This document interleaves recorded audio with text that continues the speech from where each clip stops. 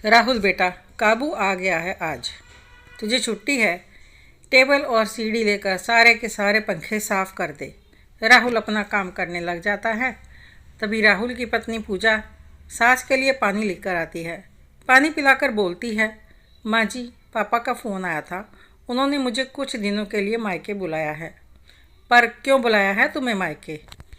माँ जी, पिछले 7-8 महीने से मैं मायके नहीं गई, तो सब लोग बहुत याद कर रहे हैं। इसीलिए पापा का फ़ोन आया था कि सभी बहुत याद कर रहे हैं। मैं कुछ दिनों के लिए मायके हो आती हूँ।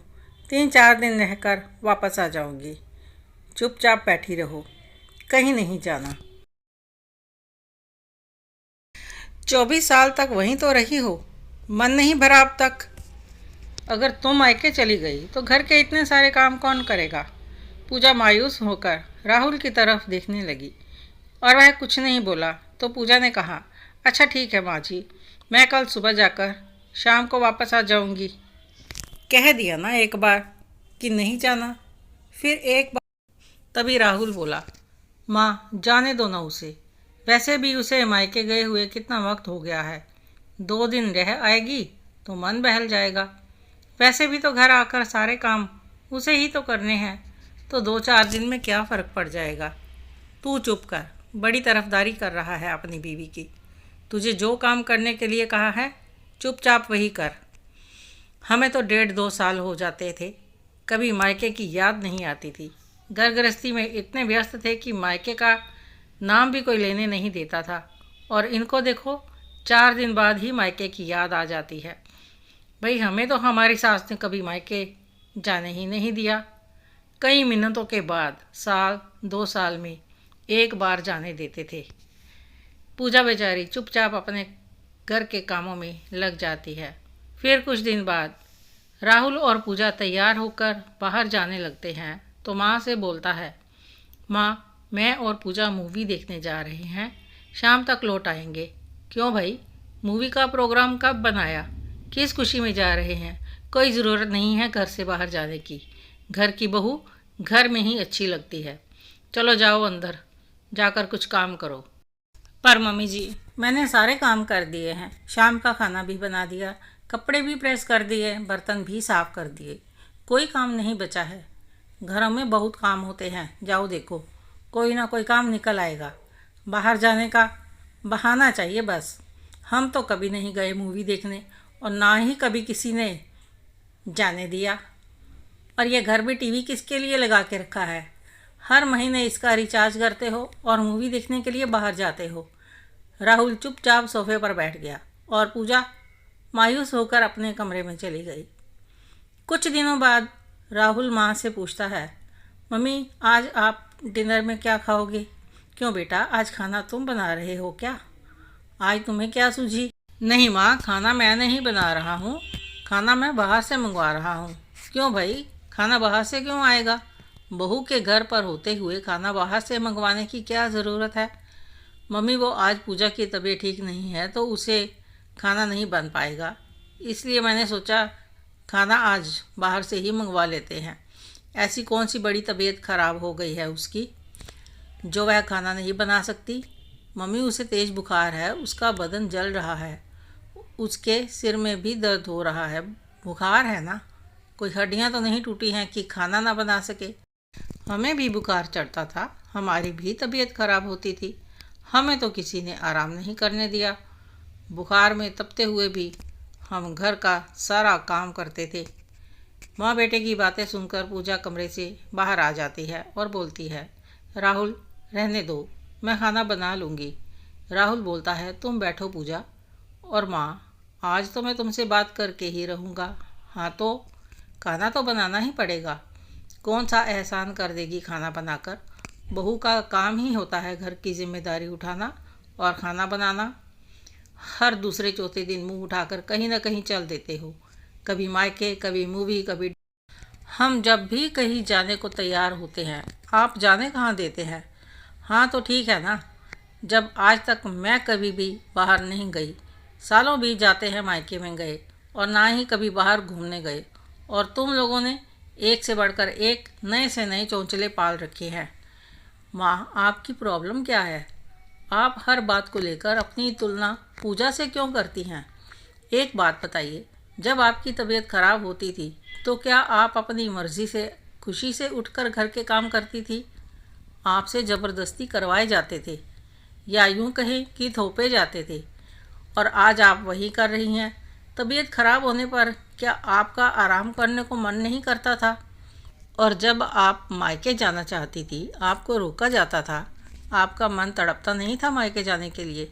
और अगर कभी पापा के साथ आपका कहीं बाहर जाने का मन होता था और आपको रोक दिया जाता था तो आपको कैसा लगता था? आपको खुशी होती थी क्या? क्या आप अपना मन नहीं मारती थी? अचानक माँ अतीत में चली जाती है कि जब कभी बुखार में तड़प रही होती थी तो उनकी सासू माँ उन्हें ज़बरदस्ती उठाकर घर का काम करवाती थी। खुद कभी खाना नहीं बनाती थी। उसे यही कहती थी कि बुखार तो है, हाथ पांव तो नहीं टूटे हैं, तुझे बुखार है तो क्या घर वालों को भूखा मारोगी? चल उठ, उठकर खाना बना, सब भूखे बैठे हैं। सच में एक बार अपने पति के साथ मेला देखने जा रही थी। इतने बड़े मेले में धक्के खाने जाना है क्या? चुपचाप घर बैठो और जलेबियां घर पर ही मंगवा देती हूँ। और मेले में क्या करने जाना है? या तो जलेबियां खाओगी, पकोड़े खाओगी, या धक्के खाकर घर आ जाओगी। चल जा बेटा, तू बाजार से जलेबियां ला कर दे और बहू तू चाय बना। बिल्कुल ऐसे ही अपनी सास से एक बार बोला था कि मुझे मायके जाना है, तो वह बोली, इतने साल अपनी माँ के पास ही रही, तुम्हारा मन नहीं भरा? अब अपने घर की जिम्मेदारियाँ संभाल। 3-3 साल हमें भी हो जाते हैं, हम मायके नहीं जाते, तू 2 साल बाद ही तड़पने लगी। चल अंदर जाकर देख, कपड़े धोने वाले पड़े हैं, जाकर धो। माँ कहाँ खो गई माँ? आपके साथ अगर यह सब होता रहा तो क्या आपको अच्छा लगता था? जो आज आप वह सब कुछ अपनी बहू के साथ दोहरा रही हैं, क्या चाहती हो? आप जैसे आप तड़पती रही, अब बहू भी तड़पे, इससे क्या होगा माँ? उस समय यदि आपको दादी ने तरसाया था हर चीज़ के लिए, अब ज़रूरी तो नहीं आप भी वैसा ही करें। पूरी उम्र आपका दिल दुखता रहा और आज आप अपनी बहू का दिल दुखाओगे। आपने जो सहा वही आज आपकी बहू भी सहे। सोचो, अगर उस समय आपको बुरा लगता था, आज आपकी बहू को भी बुरा लगता होगा। यदि उस समय का गुस्सा आज अपनी बहू पर निकालोगी तो आपको कुछ हासिल होगा क्या? उस समय आप जो करना चाहती थे नहीं कर पाए, तो आज आप अपनी बहू पर वही बंदिशें लगाओगी, तो क्या वह समय लौट कर आ सकता है? नहीं माँ, कभी नहीं। आपका बीता समय लौट कर आ सकता है, बस एक ही सूरत में, यदि आप अपने मन के सारे अरमान अपनी बहू से पूरे करें। जैसी ज़िंदगी आप जीना चाहती थी वह सब खुशियाँ अपनी बहू को दीजिए, फिर देखिएगा आपके मन को कितनी संतुष्टि मिलेगी। माँ, उस समय अगर आपने या पापा ने आपके लिए आवाज़ नहीं उठाई तो क्या आज पूजा के लिए कोई भी आवाज़ नहीं उठा सकता? माँ, मैं उसके लिए आवाज़ ज़रूर उठाऊँगा। एक पति होने के नाते मेरा फ़र्ज़ बनता है। और माँ, आपको तो अपनी बहू का साथ देना चाहिए। यदि एक औरत होकर आप दूसरी औरत का दर्द नहीं समझेंगी तो मुझ जैसे मर्द तो अपनी औरत को पैर की जूती बनाकर रखेंगे। लेकिन मैं अपनी पत्नी का पूरा साथ दूंगा। और ये परंपरा कब तक चलेगी? कल जैसी सास आपको मिली थी, आज आप अपनी बहू के लिए वैसी सास बन गई हैं माँ। पर मैं ऐसा नहीं होने दूंगा, मैं उसके लिए आवाज़ ज़रूर उठाऊंगा, आपको अच्छा लगे या ना लगे। बस बेटा, मैं समझ गई, अच्छी तरह से समझ गई बेटा। तू ठीक कहता है कि उस समय बस मैं काम ही करती रही, चाहे मैं कितनी भी बीमार होती थी, मुझे आराम करने का कोई अधिकार नहीं था।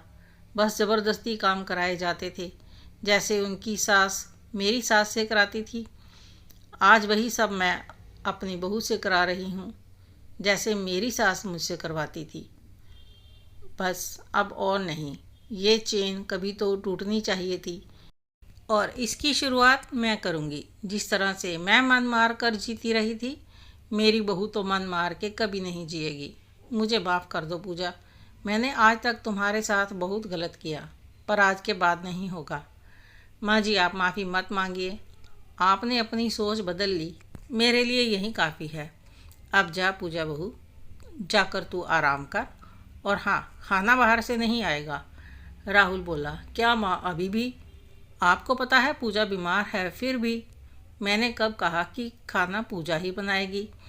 खाना आज मैं बनाऊंगी। अरे बेटा, ज़िंदगी भर काम ही तो किया है। वह तो पूजा आ गई तो उसने घर की सारी जिम्मेदारी संभाली और मुझे भी आराम मिला। इसका यह मतलब नहीं है कि मैं खाना बनाना भूल गई। जा बेटा तू आराम कर, जल्दी से दवाई लेकर ठीक हो जा, तो फिर उसके बाद तेरा मायके जाने का प्रोग्राम बनाती हूँ। तू जा, जितने दिन चाहे मायके रहकर आ, घर मैं संभाल लूँगी। तुम्हें क्या लगता है कि मैं घर के काम करना भूल गई हूँ? अरे बहू के आने से आराम की आदत हो गई है, पर अपनी बहू की मदद तो कर ही सकती हूँ। पूजा अपनी सास के गले लग गई और राहुल ने भी आकर अपनी माँ और पत्नी दोनों को अपनी बाहों में भर लिया। आज राहुल, उसकी माँ और पत्नी सभी बहुत खुश थे। आपको यह कहानी कैसी लगी कमेंट करके ज़रूर बताएं। अच्छी लगी हो तो लाइक करें, शेयर करें, सब्सक्राइब ज़रूर करें। धन्यवाद।